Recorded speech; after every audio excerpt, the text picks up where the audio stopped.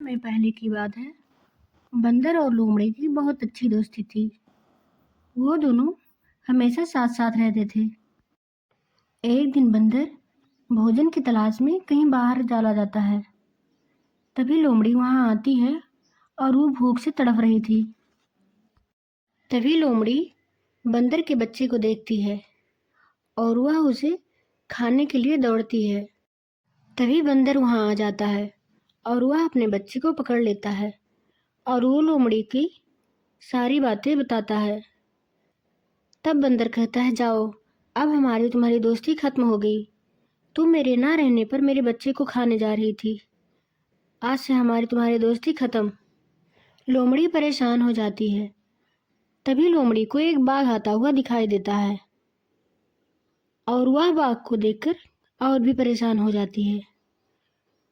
बंदर दौड़ के पेड़ पर चढ़ जाता है और लोमड़ी अपनी जान बचाकर भागने लगती है और बाघ उसका पीछा करता है।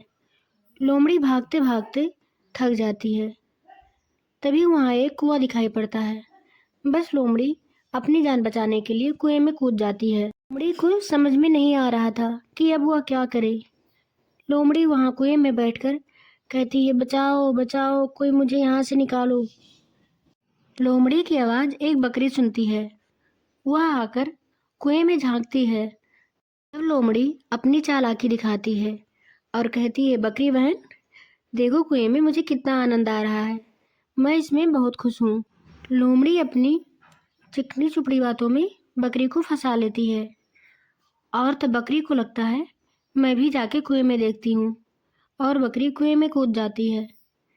वह कुछ देर कुएं में रहती है, फिर उसके बाद कहती है, बहन, मुझे तो भूख लगी है। लोमड़ी अपना दिमाग लगाती है और कहती है, बहन, एक काम करते हैं, तुम यहाँ कुएं पर पैर रखो और मैं तुम्हारे ऊपर चढ़कर कुएं के बाहर जाती हूँ और वहां से ढेर सारा घास तुम्हारे लिए गिराती हूँ। फिर बकरी को लगता है कि लोमड़ी सही कह रही है। वह लोमड़ी की बातों में आकर लोमड़ी को बाहर निकालती है। वह कुएं पर पैर रखती है और लोमड़ी उसके पीठ पर चढ़कर बाहर निकल जाती है। फिर लोमड़ी एक छलांग लगाकर बाहर निकल जाती है और बकरी बेचारी अंदर ही फंस जाती है। फिर लोमड़ी बाहर निकलने के बाद कहती है, अब तुम उसी में रहो, मैं तो अब चली। तुमको क्या लगता है कि मैं यहाँ घास लेकर आऊंगी? अब तुम उसी में आराम करो। अब मैं चली यहाँ से।